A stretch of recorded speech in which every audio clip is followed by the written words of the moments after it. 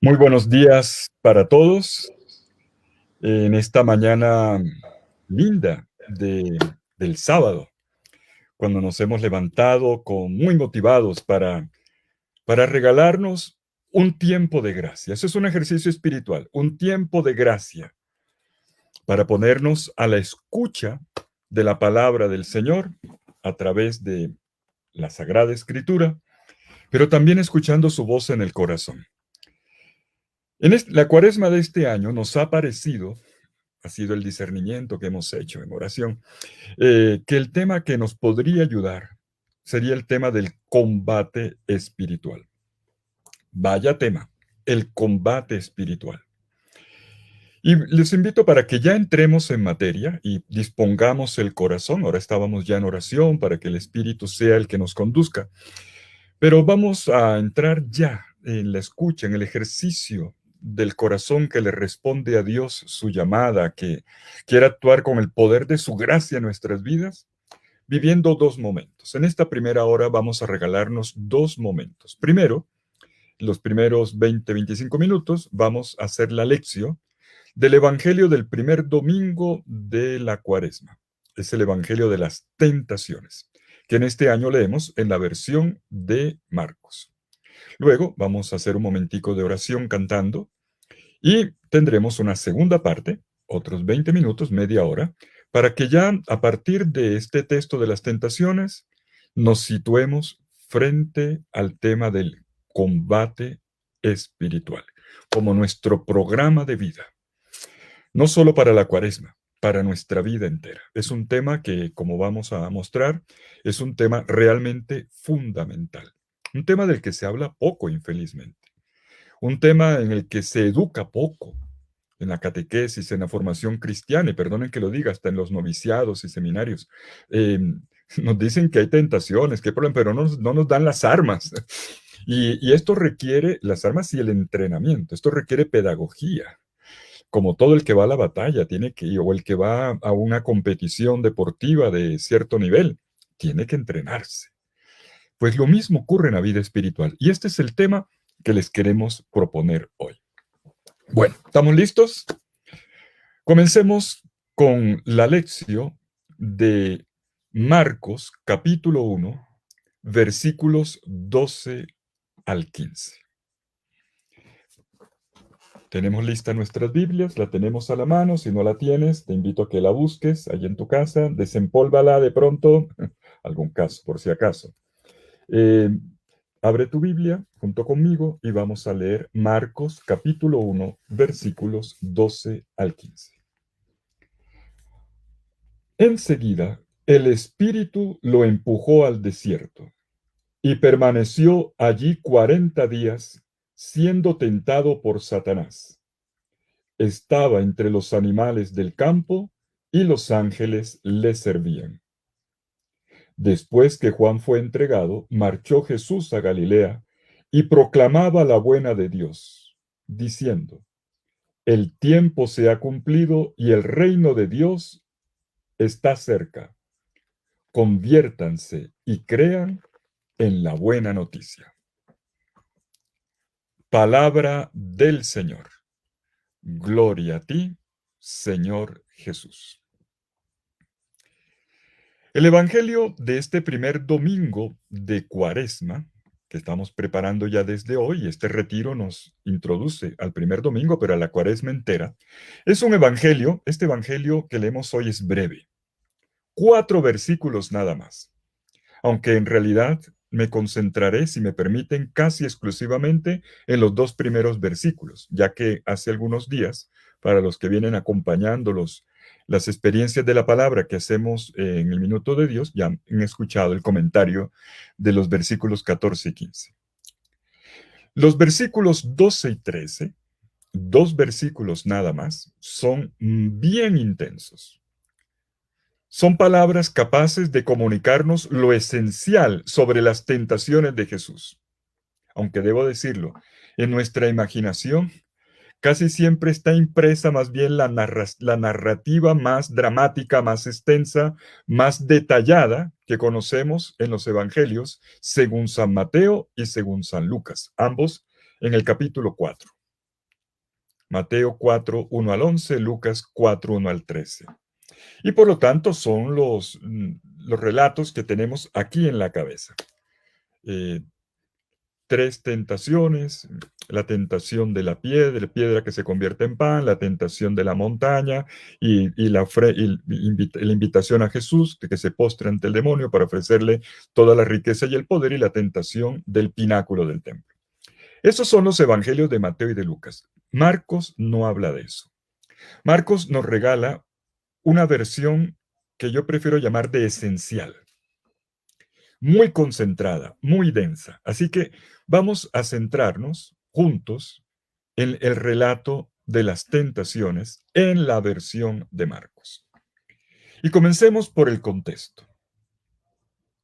En los versículos anteriores al versículo 12, ya desde el versículo 9 al 11, el narrador de Marcos nos ha dicho que Jesús fue bautizado en el desierto por Juan Bautista y que al salir del agua vio los cielos abiertos y al Espíritu de Dios descender sobre él con la dulzura de una paloma. Pero sobre todo escuchó una declaración que estaba dirigida a él por el tú. Por eso decimos que está dirigida a él. Desde el cielo, en efecto, desde la morada de Dios, le llega a Jesús una voz que proclama: tú eres mi Hijo amado, en ti puesto mi complacencia. Versículo 11. Es el eco de otro texto del Salmo capítulo 2, del Salmo 2, versículo 7. Incluso también de Isaías en el capítulo 42, versículo 1. Un poco uniéndolo a una teología que conocemos de la consagración del rey, o también del profeta, del siervo sufriente de Isaías. Aquí tenemos una combinación de textos bíblicos en una sola frase en el Evangelio. El punto es este: es la voz del Padre, la voz del Padre Dios, la que confirma su amor y la identidad de Jesús como el Hijo, llamado aquí amado. Es la voz que le capacita con el poder del Espíritu Santo para una misión pública en el pueblo de Israel. Este Espíritu Santo, recordarán ustedes el año pasado en Pentecostés, como lo estudiábamos, San Basilio de Cesarea lo llama a partir de este momento el compañero inseparable de Cristo. Bueno, y tan pronto como esto ha ocurrido, anota el narrador de Marcos, ahora sí ya estamos en el versículo 12, dice en griego eutis, una expresión que es muy del Evangelio de Marcos, en griego eutis. En ti significa enseguida, y enseguida, y enseguida. Marcos es el Evangelio de los enseguida. Todo es enseguida, inmediatamente, el Espíritu Santo, descendido sobre él, impulsa, ekbale en griego, lo empuja a Jesús a un espacio donde los cielos no están abiertos, sino cerrados. Lo empuja literalmente, dice el texto, al desierto. Lo lleva al desierto donde el diablo está más presente que nunca. Es el imaginario bíblico. Satanás, el que prueba, cuya misión es dividir y separar, pero sobre todo apartar de Dios. Satanás es uno de los nombres que se le da a este poder maléfico que aparece desde el principio de la creación. Conocemos bien la Biblia. Desde Génesis capítulo 3, versículo 1, aparece en una serpiente, en esta simbología muy oriental de una serpiente.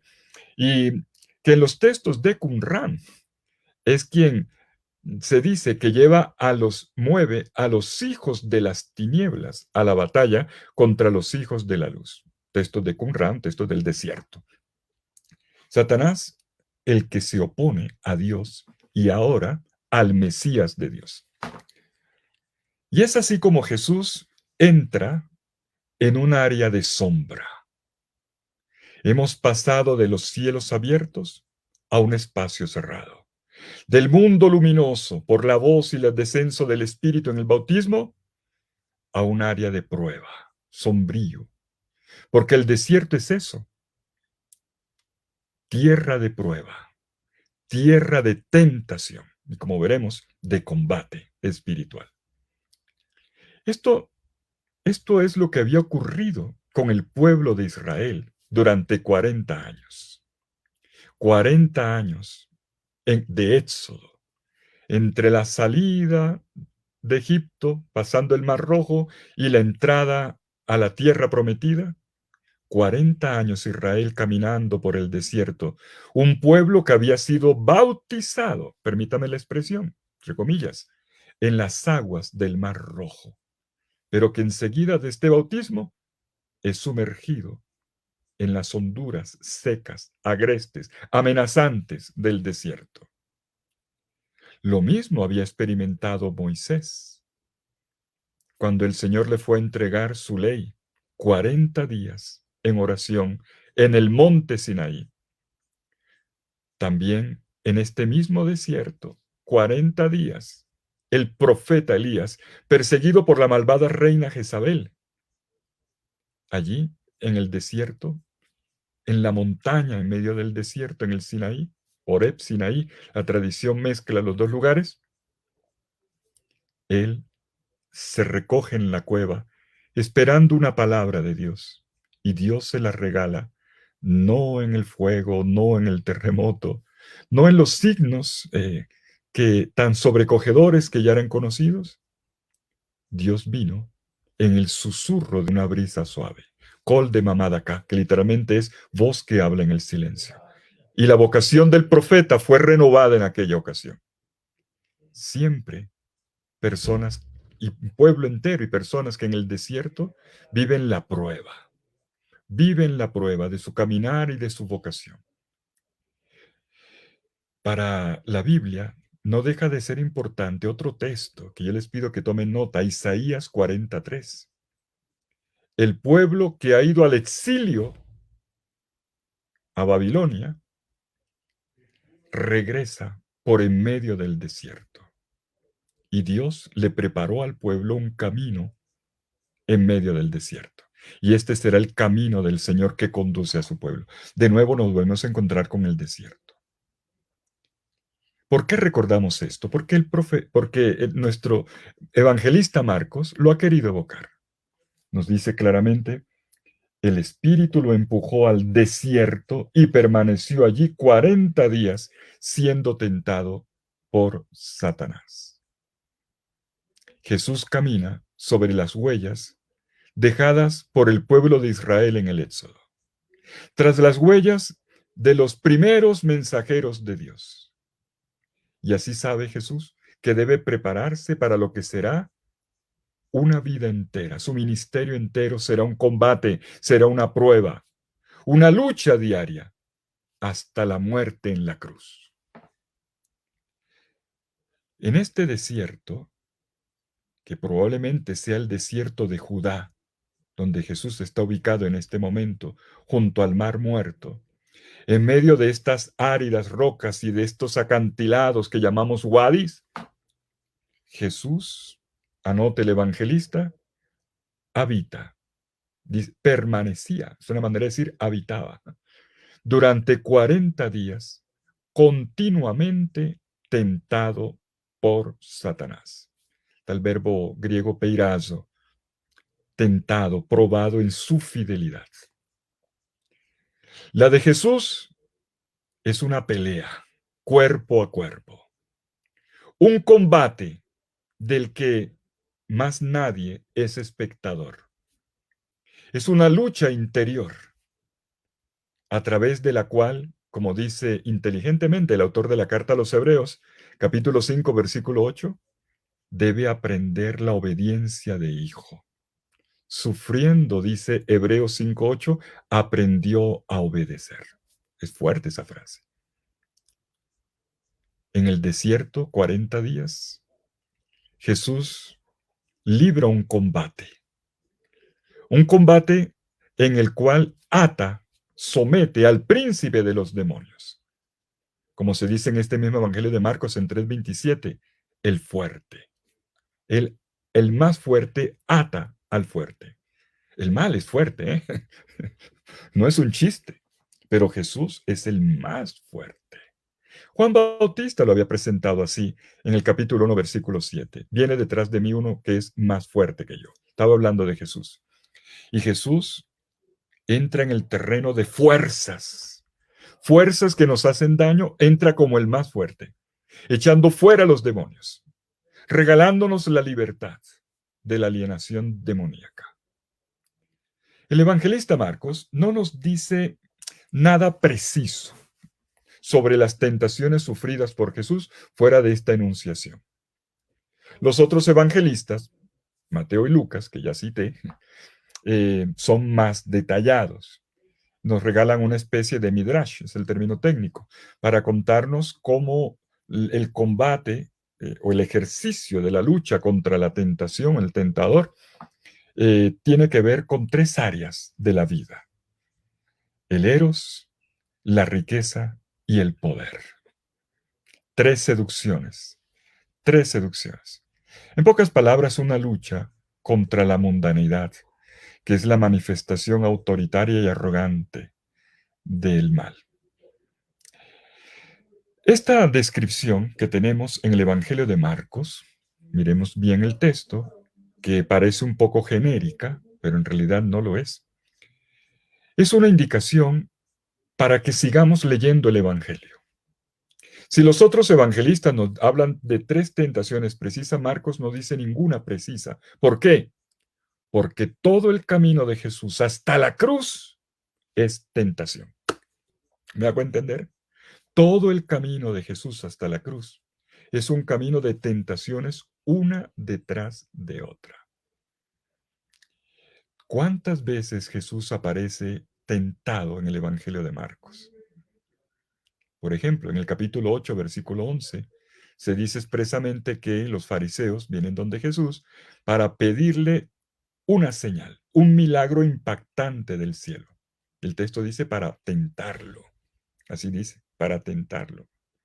Jesús será tentado en la noche tenebrosa del Getsemaní, capítulo 14, versículos 32 al 42. Cuando está crucificado, sus adversarios se trasladan hasta el Calvario para amenazarlo, para humillarlo. De nuevo la tentación: bájate de la cruz, cambia la manera de salvar, hazlo como nosotros te decimos. Y Jesús no los escucha. Jesús tentado. Marcos capítulo 15, versículos 29 al 32, hasta el final de la cruz. Y podríamos mirar muchos otros pasajes. Quiero decir que si Marcos no nos regaló tres tentaciones típicas, es porque quiere que observemos el ministerio público de Jesús, todo él entero, desde esta perspectiva. Pero lo más importante no es solo el hecho de ser tentado. Eso es importante, pero hay algo más importante. Es que Jesús vence. Jesús va a permanecer siempre fiel a su misión como enviado del Padre, como el justo en medio de un mundo injusto, pagando el precio de no responder nunca a la violencia con violencia, sino más bien donando, entregando su propia vida hasta el final. Y aquí el evangelista, probablemente más antiguo, Marcos, el primero en redactar, probablemente, enfatiza el hecho de que Jesús es continuamente tentado. Esa palabra sí la coloca. Marcos dice pocas palabras, habla cortico, pero cada palabra, Jesús era continuamente tentado durante 40 días. Esta continuidad es importante, ya lo hemos proyectado en el ministerio entero de Jesús. Pero aquí estos 40 días son como el programa, como una anticipación de todo lo que le ocurre en la vida, continuamente, constantemente. Pero eso sí, constantemente venciendo, sin ceder jamás a una visión triunfalista de la venida del reino. Jesús totalmente obediente, abandonado en el Padre. Permítame la expresión, sumiso al Padre. Una criatura entre las criaturas no humanas del desierto. ¿Qué hay en el desierto? Rocas, piedras, matorrales, reptiles, algunos tremendos, pajaritos que logran adaptarse. Y nos va a decir Marcos, bestias salvajes. Incluso bestias salvajes. Estamos en el desierto, que es un mundo amenazante. Y Jesús, allí, al interior de este nuevo escenario, está en profunda comunión con el Padre al cual obedece, pero también con la creación entera. Estaba entre las bestias. Es como si se le pusiera, como si se pusiera en el centro ahora de la atención al verdadero Adán, tal como Dios lo soñó. Recordemos el Génesis. Dios quería una criatura en armonía, capaz de vivir reconciliado con su entorno, en paz con todas las criaturas del cielo y de la tierra.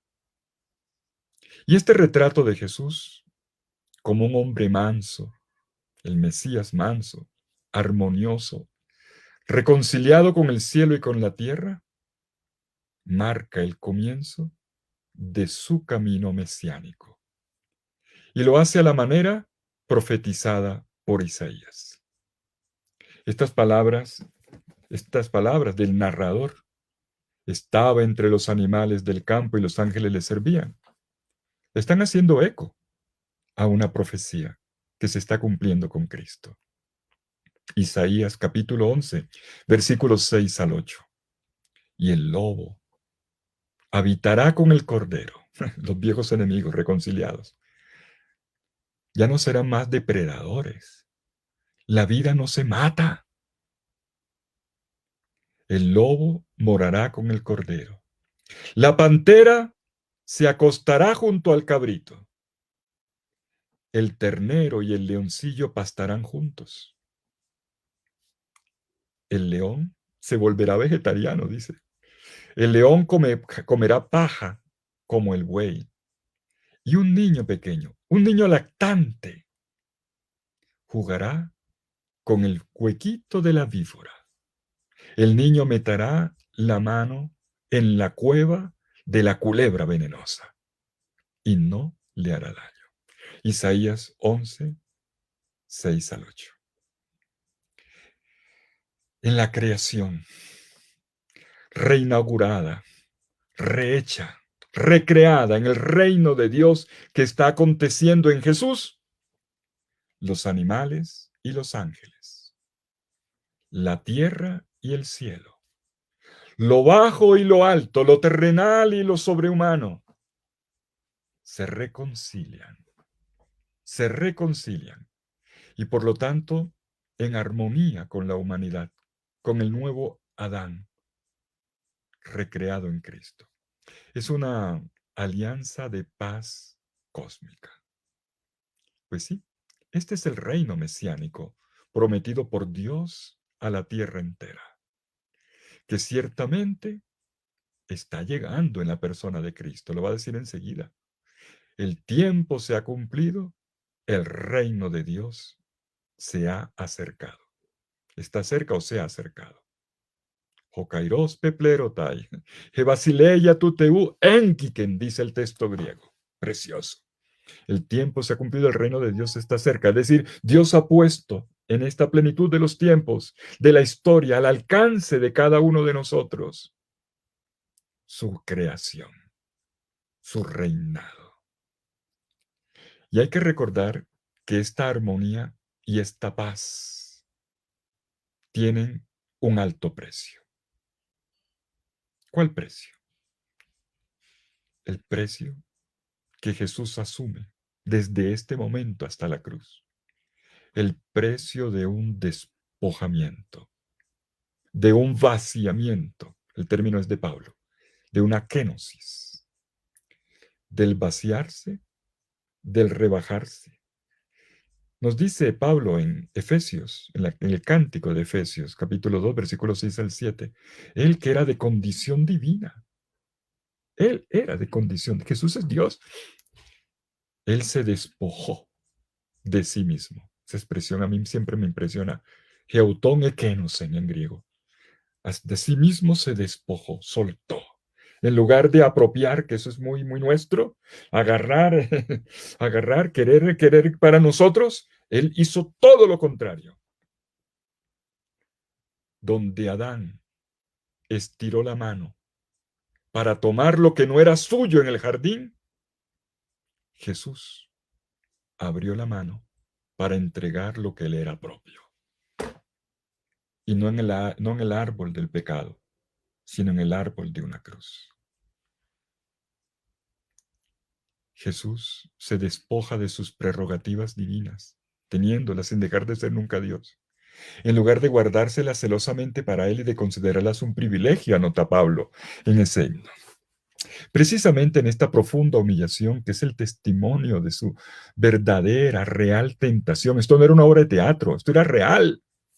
Jesús hace la paz entre el cielo y la tierra, bestias y ángeles en medio del desierto, para que las criaturas del cielo, los ángeles, en el desierto se acerquen a Él y le sirvan a Él. Lo reconocen como Dios en carne de hombre, en Jesús de Nazaret, venido al mundo en el vientre virginal de la Santísima María. Jesús, amado en la plenitud del amor, que el Padre le declaró un poco antes, en medio del Jordán, en el bautismo.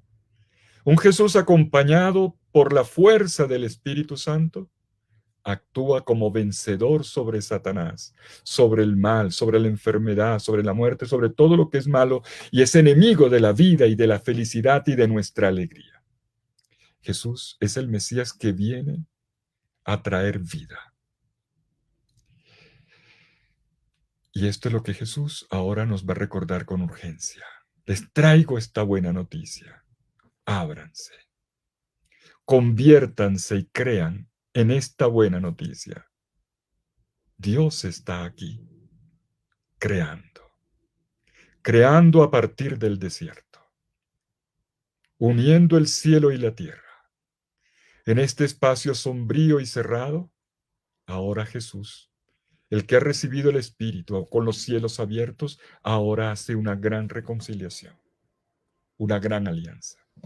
Y Jesús anuncia que ha llegado entonces el momento, eso es lo que él dice. El reino de Dios está a tu alcance, engiken en griego, se ha aproximado. Quiere decir que es una realidad posible, no una ilusión. Que todos nosotros, hombres y mujeres, podemos recibirlo, dejando que Dios reine en cada uno de nosotros. Los poderes alienantes de los ídolos, cuyo príncipe es Satanás, se pueden vencer porque Jesús los derrotó en el desierto. Y luego, a lo largo de toda su misión terrena, hasta la victoria definitiva en la cruz.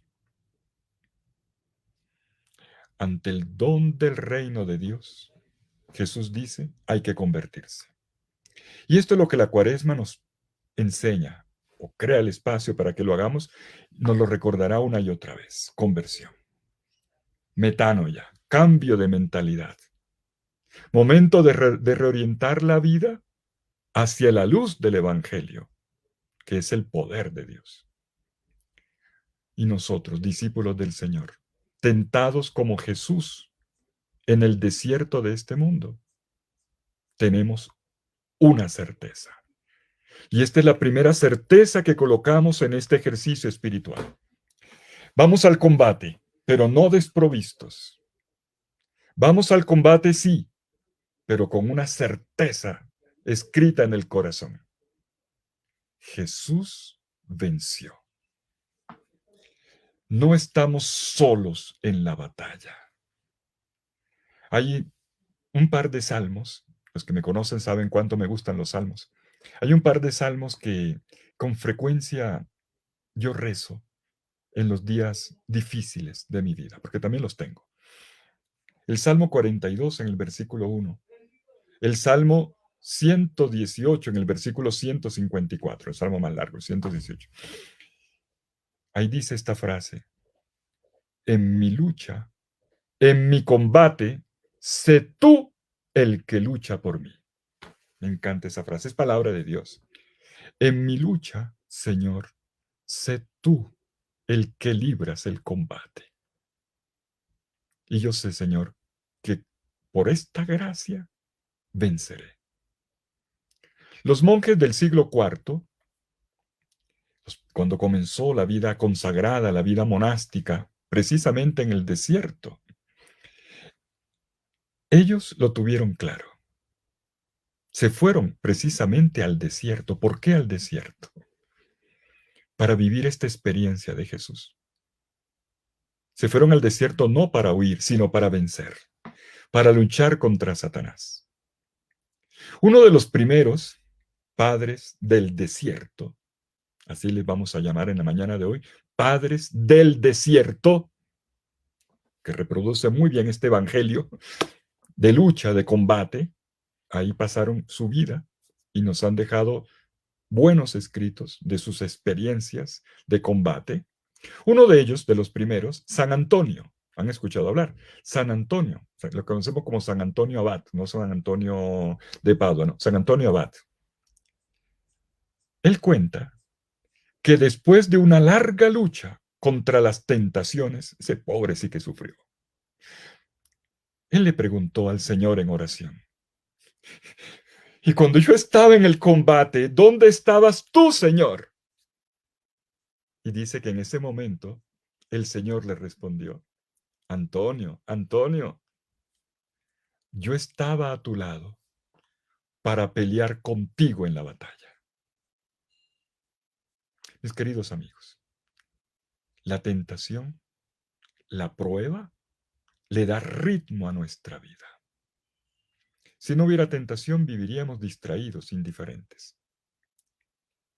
La tentación le da ritmo y también sabor a nuestra vida, porque nos regala la dicha de la victoria. No una victoria nuestra, no es nuestro logro, es la victoria de Jesús, es la victoria del Señor, es la victoria del reino sobre otros dominios que no nos hacen bien. Es el reinado de Dios que despeja el terreno, lo hace libre y lo hace fecundo para crecer. Y lo nuestro es combatir. Combatir y vencer con la ayuda de su gracia. Como le dijo el Señor a San Antonio en el desierto, ¿que dónde estaba yo? Estaba a tu lado, Antonio, para pelear contigo en la batalla. Lo nuestro, mis queridos amigos, es orar al Padre una y otra vez. No nos dejes caer en la tentación y líbranos del mal. Oremos ahora, recojámonos en oración. Vamos a hacer silencio y que el canto ahora nos ayude a interiorizar esta palabra que el Señor nos ha regalado al comienzo de este día. Aquí estoy, Señor, pidiéndote me enamores. Llévame al desierto, háblale a mi corazón, pronuncia mi nombre, Señor. Aquí estoy, Señor, pidiéndote me enamores. Llévame al desierto, háblale a mi corazón, pronuncia mi nombre, Señor. háblame, amado mío. Quiero escuchar cuáles son tus caminos. Quiero entender cuánto esperas de mí. Háblame, Señor, enamórame de ti. Háblame, Señor, enamórame de ti.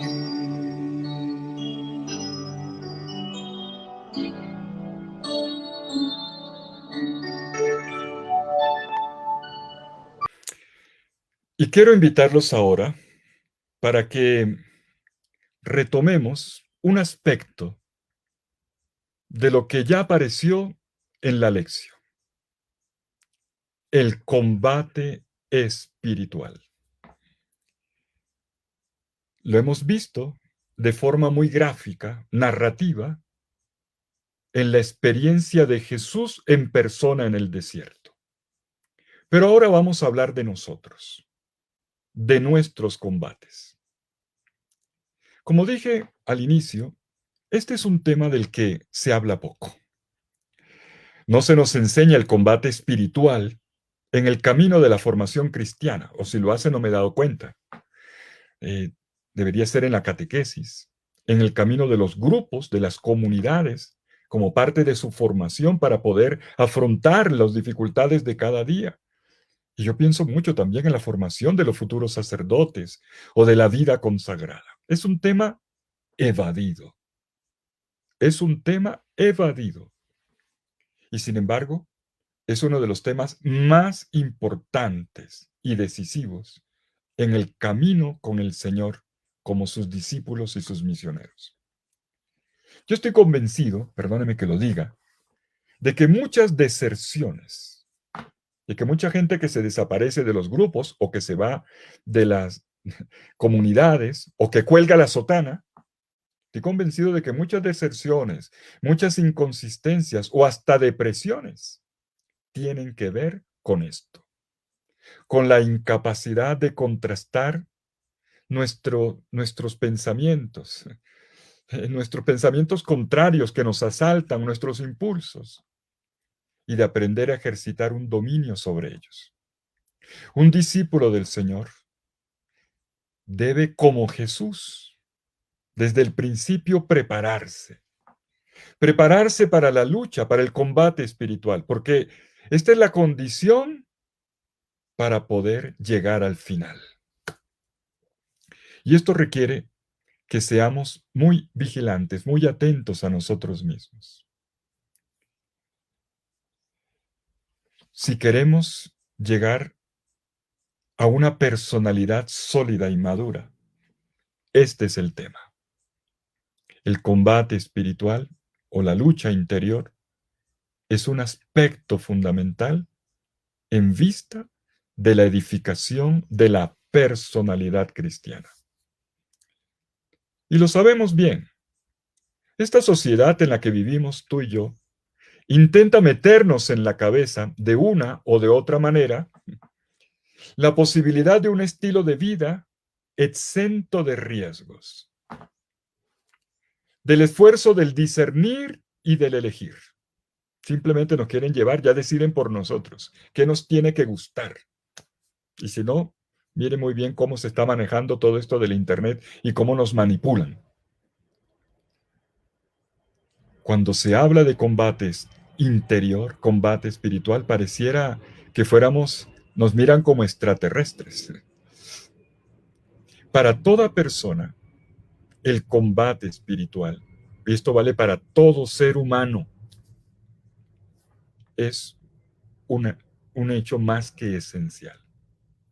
Se trata de un combate invisible, en el que el ser humano le contrapone resistencia al mal y lucha para no ser convencido por las pulsiones, por los impulsos, por las sugerencias que se agitan en el fondo del corazón y que con frecuencia emergen como una prepotencia agresiva hasta el punto de asumir el rostro de tentaciones seductoras. Hay un poeta, Arthur Rimbaud, Arturo Rimbaud, quien era conocedor del corazón humano, sabía lo que ocurría aquí. Y él trató de plasmarlo en forma poética. Él llegó a decir que esta lucha, el combate interior, es la guerra más difícil que puede librar un ser humano. Y él dijo, una guerra que es más dura que la que todos los seres humanos pueden librar con las mejores armas. Más que cualquier guerra, la interior. Esto lo decía en una obrita titulada Una estación en invierno. Y él allí explica que esto ocurre porque la lucha interior o espiritual no da tregua. No consiente amnistías, ni armisticios, ni tratados de paz. No lo hay en la vida interior. Es siempre, como vimos en el Evangelio, continuamente Jesús será tentado. Uno se mantiene en la batalla hasta el último instante de la vida. Entonces, vaya, qué buena noticia la que nos está dando el Padre hoy. Estamos ante una realidad humana y lo voy a decir con claridad. Perdóneme. No es posible la edificación de una personalidad humana sólida sin el combate espiritual, sin un ejercicio de discernimiento entre lo que me conviene y no me conviene, entre lo que es bueno o es malo. Es uno de los problemas ahora, que una cosa es la otra, no puede ser. ¿Y esto por qué? Para que podamos decir sí convencidos y también decir un no eficaz. Para que podamos de esta manera, con carácter, construir una vida que sea digna de este nombre. El tema del combate espiritual puede ser abordado de diversas maneras. De hecho, ya lo estoy abordando de una. Dentro de un rato, nuestro querido padre Leonardo Arboleda, doctor en teología espiritual, va a abordar el tema y ahí nos va a regalar otra óptica.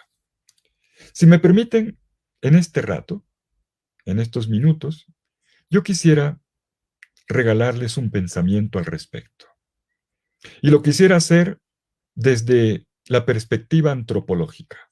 Pero eso sí, para mí no puede ser de otra manera, siempre en referencia con la Sagrada Escritura y en diálogo con la tradición cristiana más antigua, la de la patrística, la de los padres del desierto también. Ya desde los padres del desierto precisamente habíamos aprendido que no es auténticamente cristiano lo que no es auténticamente humano. Permítame hacer una reflexión general sobre lo que es el combate espiritual. Me habría gustado, bueno, no tengo el tiempo limitado, pero esto nos debería llevar todavía a, siguiendo la línea de los otros evangelios, a profundizar en las grandes esferas dominantes, lo que se llama en la vida espiritual, las pulsiones, los impulsos madre, así se le llama, que actúan en la esfera del amar, del tener y del querer. O sea, la dominante del eros o la libido amandi, como llama la tradición, la más linda tradición espiritual, la dominante del poseer, ganas de tener, la libido possidendi y la libido del querer, que es la afirmación del yo, la libido dominante. Ese punto no lo voy a abordar. Simplemente quisiera que nos quede, me refiero a estas tres áreas, me gustaría hablar del eros, del poseer y de la voluntad, del manejo de todo esto que tiene que ver con el eros y el deseo, lo que tiene que ver con la necesidad de tener y con la necesidad también de mandar y de someter. No voy a hablar de eso en este momento, pero sí voy a dar la raíz de esto. Cuando hablamos de combate interior, nos encontramos en un terreno que todos conocemos por experiencia, antes que cualquier teoría. Y como acabo de decir, el combate es necesario. Este combate interior, esta confrontación es necesaria para la construcción de la propia personalidad. porque se trata de combatir con algo que está dentro de nosotros mismos y que percibimos como mal, como desorden, como disonante con respecto a la verdad de la vocación humana que estamos llamados a alcanzar. Lo voy a decir con estos términos. Espero no espantar a nadie, que además la imagen está en el Evangelio de hoy, este Evangelio del domingo, de las bestias, que Jesús aplacó. En cada uno de nosotros hay una animalidad. No le estoy diciendo aquí a nadie animal, por si acaso, nadie se me vaya a ofender. En cada uno de nosotros hay una animalidad. Repito, una animalidad. Bueno, los historiadores, antropólogos andan insistiendo últimamente que no se nos olvide que nosotros tenemos mucho de animal. A mí no me gusta mucho, me cae mal cuando me lo recuerdan, ¿eh? Este Yuval Harari, por ejemplo, este que ha escrito de dioses a hombres y Sapiens, que lo he leído con cierta atención, ¿eh? Le gusta mucho repetir eso. Pero cuidado, ¿eh? Cuidado, cuidado.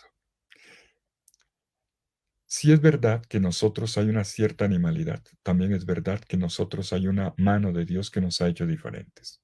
No se nos olvide. Pero igual, aquí está el punto de partida. Aun cuando es verdad que el ser humano, tú y yo, trascendemos a los animales, algo de eso queda en nosotros.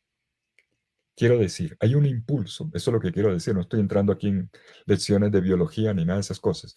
Simplemente quiero decir que dentro de nosotros hay una animalidad, un impulso que requiere ser dominado, educado, racionalizado. Así aparece ya desde el capítulo 4 del libro del Génesis, cuando el Señor le dice a Caín, cuidado Caín, que el diablo, el mal, como un león rugiente, está ahí recogido en la puerta, listo para atacar. No le estaba hablando, está hablando de metáfora, le está hablando de algo, cuidado, no es algo que tuviera un león en la puerta de la casa, lo tenía adentro, era él rabioso con su hermano, cuidado. Hay una pulsión, y voy a utilizar aquí una expresión que los padres del desierto, estos autores, estos que hicieron la experiencia del desierto, hoy es día de desierto, estos que vieron el desierto toda su vida, siglos tercero, cuarto, quinto después de Cristo, y de los cuales encontramos todavía restos de monasterios en el desierto de Judá, en Israel o en el desierto en Egipto o inclusive en el Líbano, ellos decían esto, en cada uno de nosotros hay una pulsión filáutica. Ojo con la expresión. Estoy utilizando la expresión porque vale la pena. Filos, de viene filosofía, amor. Amor, autos, yo. El amor a sí mismo. Es decir, el egocentrismo. Hay una pulsión filáutica egocéntrica que amenaza nuestro vivir en común, inclusive con nosotros mismos. Hay un miedo a la muerte que nos empuja a la violencia. En el lenguaje cristiano, el mal, y atención, aquí es el mal con mayúscula, el mal con mayúscula,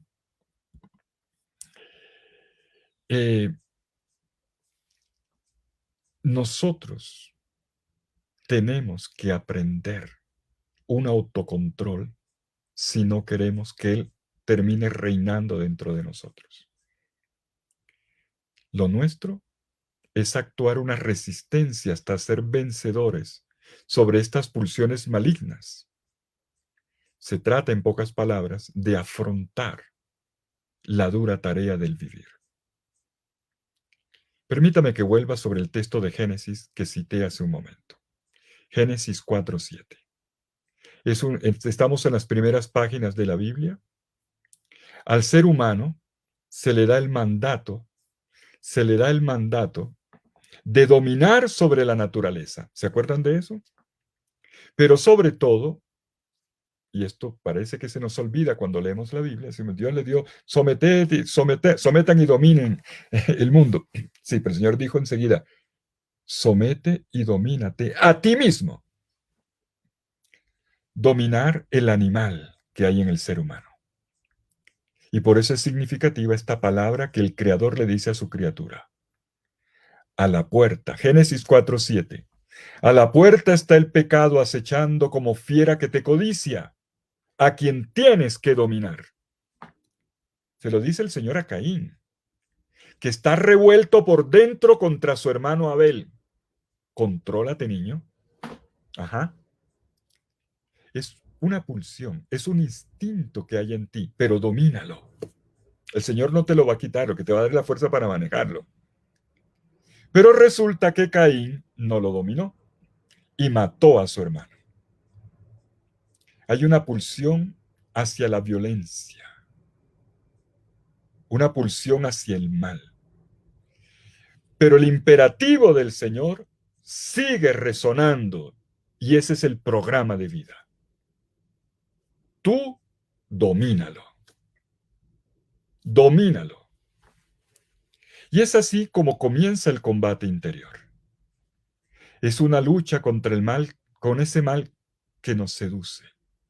Es una dura resistencia de las dinámicas que nos llevan a entrar en el juego del mal, a darle rienda suelta en un simplícito a una pasión que se desborda sin control, atropellando la integridad de los otros y destruyendo la nuestra. La Biblia, sigamos avanzando en la Sagrada Escritura, lo explica de diversas maneras, valiéndose de dos campos simbólicos. El de las batallas, por algo la Biblia habla tanto de batallas, pero también del deporte. Y en el deporte, sí señor, a Pablo le encantaba eso, en los griegos. La imagen de la guerra y la imagen de la competencia deportiva. ¿Qué tienen en común?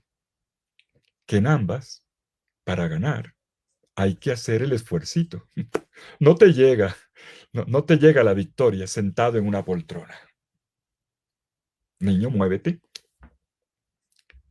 Se requiere de una práctica, un entrenamiento, una disciplina de ejercicios, de rutinas, como lo que hacemos en cualquier entrenamiento. Hoy más que nunca vivimos de este mundo del ejercicio, bendito sea Dios, pero ahora nos toca hacer también el interior. No todo se hace en los gimnasios allá. Hay un gimnasio interior que nos regala la iglesia en este tiempo de Cuaresma. Y por esto, la imagen del guerrero y del atleta.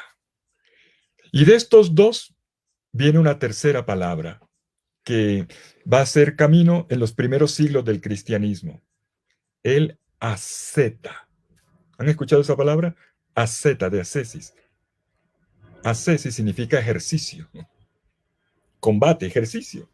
El asceta es el combatiente. Tú y yo somos ascetas. Personas que se ejercitan, personas que combaten. Pero atención en este combate. Somos soldados no acorazados. A ver si me entienden eso. Soldados no acorazados, sino todo lo contrario. No es llenándome de cosas para protegerme y meterme en un mundo, en una burbuja para eliminar el mal. Como gente que yo conozco y coloca velas y coloca maticas para que no entre el mal. ¡Bobo! Se te mete porque lo tienes dentro. Eso no sale con velitas, ni con inciensos, ni con mata de sábila en la puerta de la casa. No. Ni colocándote una cosa colgada por aquí como si fuera un talismán. No, señor. No, señor. Todo eso puede ayudarte a orar y todo eso está bien. Pero somos soldados en el camino del Señor, no acorazados.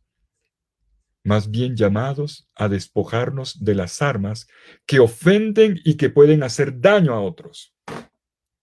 Pero de todas maneras combatientes, y aquí viene la palabra de Pablo, provistos de otras armas. Estas armas son las virtudes humanas de la justicia, de la confianza, de la caridad. Lea Pablo. Estamos revestidos del Espíritu Santo. Eso es lo que tenemos que pedir. Revestidos de la gracia, de esta energía dada por Dios que es el Espíritu Santo. Ese es el que nos tiene que revestir, no cositas. Y entonces debo decir esto, nadie, absolutamente nadie, puede hacerse de lado o ignorar este hecho, a menos que quiera dejarse arrastrar por los impulsos caóticos que nos impiden hacer de nuestra vida lo que está llamada a ser una obra de arte en Dios. Mis queridos amigos, quien no practica el combate espiritual, ojalá desde pequeño, está destinado a tener un yo frágil. A una persona que le dan todo y que le evitan los conflictos es una persona frágil. Peor, narcisista, que luego será incapaz de tejer relaciones profundas, constantes, duraderas. No sabrá ni siquiera tener amigos. Será una persona continuamente inmadura, frágil, narcisista, inmadura, incapaz de ser sujeto de su propia historia y protagonista ante la sociedad. Simplemente será un número más dentro de las estadísticas y en un mundo cada vez más virtualizado, una sombra virtual en medio de una sociedad que lo arrastra y que lo gobierna. Esto que el sociólogo que ustedes conocen bien, Zygmunt Bauman, llamaba la sociedad líquida. Seremos una piecita más, arrastrados por otros. Hay en mí un yo que pretende ser sin los demás, o peor, en contra de los otros. Hay un yo que debo combatir para poder asumir un yo capaz de crecer junto con los otros y también en función para los otros. Y este es el combate espiritual. A este combate cada uno de nosotros es llamado. ¿Pero cómo? Desarmándose para poder ser rearmado desde Dios.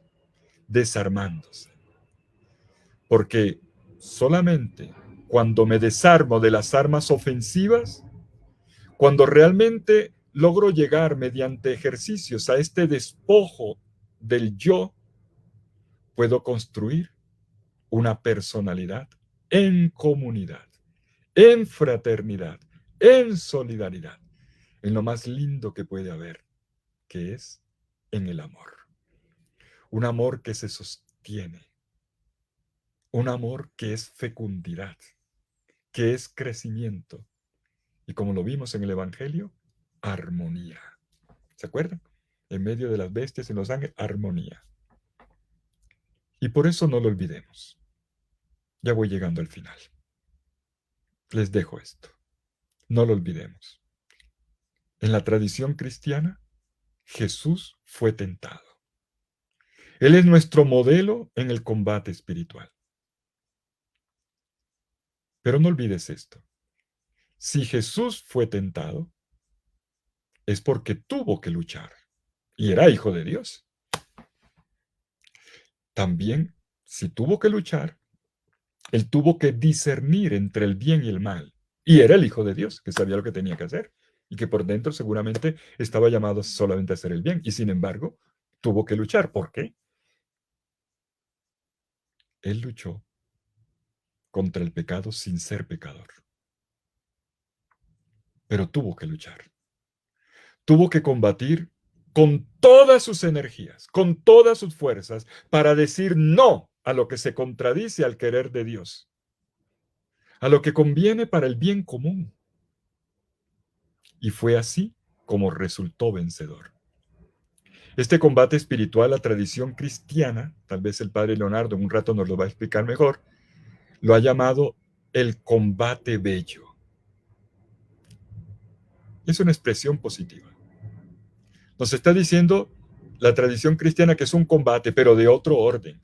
No se trata de una guerra contra el mundo, sino contra la mundanidad. ¿Qué es la mundanidad? Es la sociedad de consumo encerrada en sí misma que se cierra la trascendencia, que tiene en su raíz la filautía. ¿Se acuerdan? Filautía, egocentrismo. La filautía, que es el amor a sí mismo, no tanto, no, cuidado, no es lo mismo que la autoestima. Aquí es otra cosa. Aquí es un yo por encima de los demás, predominio por encima de los demás. En pocas palabras, egocentrismo y egolatría. La filautía, bueno aprender esa palabrita, griega, filautía, es lo que está en el origen de todas las acciones malvadas de las que somos capaces los seres humanos. Lo que busca a toda costa la filautía es erigir un yo, construir un yo en su pedestal, que se convierta en la medida de todo y de todo el mundo. Es como yo digo y como yo pienso y los demás, allá ellos verán. Ese no es el proyecto de Dios. La Biblia, cuando trata de leer este tipo de situaciones, que están muy presentes en nuestra humanidad. Lo han estado en la humanidad de todos los tiempos, desde el Génesis hasta hoy. La Biblia trató de explicárnoslo desde hace 3000 años, diciéndonos que en el fondo, detrás de la filautía, lo que hay es un miedo a la muerte. Por eso la historia de Adán y Eva, como aquello para hacer vivir, ¿no? Comer para vivir. El miedo a la muerte es el miedo a un límite que se impone, queramos o no, ante cada uno de nosotros. De este límite que tenemos como seres humanos, la muerte es apenas una manifestación. Y a este miedo, el autor bíblico quiere darle significado en la imagen del árbol, el árbol del conocimiento del bien y del mal. Y es significativo que el texto bíblico diga que el árbol que prometía inmortalidad, omnipotencia, omnisciencia, cuando fue visto por el ser humano, miren lo que dice Génesis 3:6, le pareció como un árbol bueno para comer, apetitoso a los ojos, deseable para adquirir sabiduría, o sea, poder, poder. Lástima que no voy a explicar hoy cómo me hubiera gustado. Las tres libidos, porque eso es muy bíblico. Vemos en esta página, al menos esta que estoy citando ahora, cómo se delinean ya las pulsiones o las pasiones, según el lenguaje griego y latino, los logismoi, que originan las demás pasiones. Las pulsiones madre de la libido amanti, de la libido possidendi, de la libido dominante. El placer, el tener y el poder. Por detrás de la tradición cristiana tenemos realmente la propuesta más hermosa que se le puede hacer a la humanidad entera. El combate se libra no contra naciones, no contra nadie, contra personas, es contra ti mismo, contra pulsiones dentro de ti que te habitan. Una tradición, por cierto, más refinada, madurada en los primeros monasterios, en los padres del desierto que vivieron en cuevas y también en lauras, en cenobios, en el desierto. Desde Evagrio, como me encanta este tipo, desde Evagrio en adelante hablarán de una lista de 8 pulsiones. Esto que hemos hablado aquí de la pulsión madre se transforma luego en 3 pulsiones que se derivan de forma mucho más que ramifican. Y a esto le llamaron los vicios capitales, que es otra manera de decir 8 caminos como hace ruta el mal, como se abre camino, que si no lo controlas, Caín, vas a terminar matando a tu hermano, o sea, va a terminar haciendo un daño de algún tipo. La versión occidental, te van a decir, padre, no son 8, son 7, yo sé. Está hablando de Bagrio, que es un oriental, que vivió en el desierto. San Gregorio, Gregorio el Grande, los redujo a 7, para que no se nos olvidara el número bonito. No hay que olvidar considerar todo esto. Mis queridos amigos, esto no es lenguaje trasnochado. Esto es lo más hermoso que hay, lo más actual que hay. Porque si algo es real y actual en nuestra vida, es que estamos en un combate. Un combate permanente, como dice el Evangelio de Marcos en el capítulo 1, versículo 12. Y Jesús era constantemente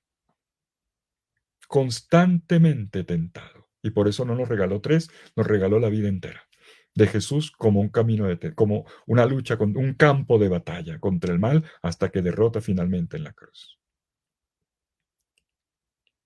Oremos hoy con este Jesús, vencedor, el que se pone a nuestro lado, como decíamos en la primera parte en la lección, como le dijo el señor Agustín a San Antonio, o le dijo a San Antonio, Señor, ¿dónde estabas el día que yo estaba mal, que estaba luchando? Yo estaba contigo luchando. Yo estaba contigo luchando. O como dice el Salmo 42.1, que me encanta tanto. O el 118, versículo 154. Tú estás conmigo, Señor, en mis batallas. Volvamos a orar, como nunca, el Padre nuestro. Y no nos dejes caer en la tentación y líbranos del mal. Feliz resto de retiro para todos.